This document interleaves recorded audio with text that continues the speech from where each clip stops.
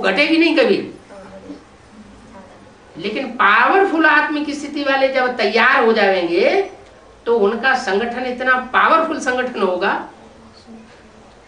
कि वो हुजूम की हुजूम आत्माओं को अपने कंट्रोल में वाइब्रेशन से कर लेगा।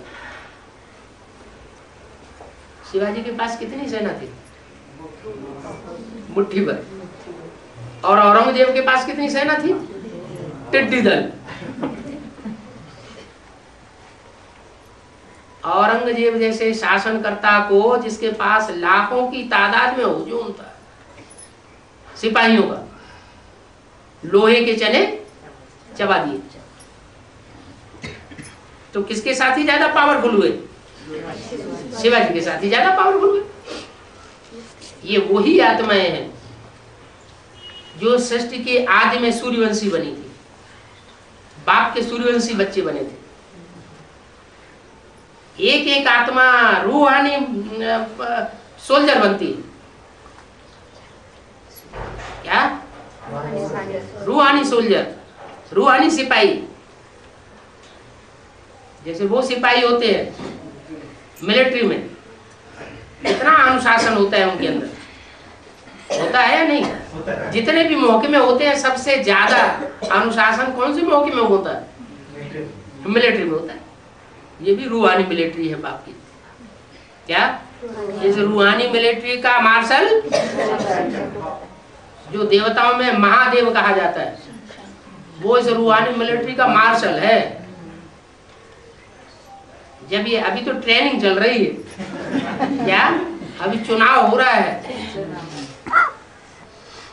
भारत तैयार की जाती है ना, तो पहले क्या होता है? पहले चुनाव होता है, चुनाव होने के बाद फिर उनको ट्रेनिंग दी जाती है। ये ट्रेनिंग काल चल रहा है अभी, और ट्रेनिंग जब पूरी होगी और अपने अपने पद पर जब सुशोभित हो जाएंगे, तब ये रूहानी मिलिट्री संसार में नाम वाला करेगी। अभी अंडरग्राउंड है, अंडरग्राउंड मिलिट्री भी तो होती है, जमीन के अंदर ही अंदर सारा काम उनका चलता रहता है। ऊपर दुनिया को किसी को कुछ भी पता ही नहीं चलता। तो ये भी अंडरग्राउंड मिलिट्री है।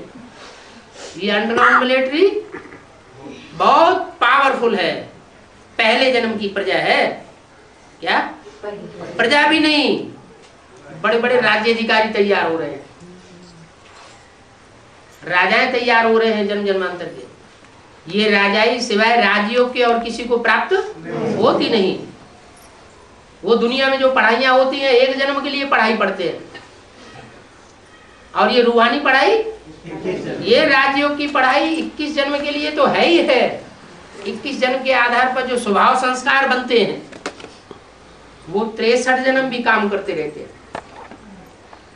यहाँ जिसका पुरुषार्थ करने का मात्रा जितना तीखा बन जाएगा, वो वहां एक जन्म में ही सिपाही से सम्राट बनता रहेगा।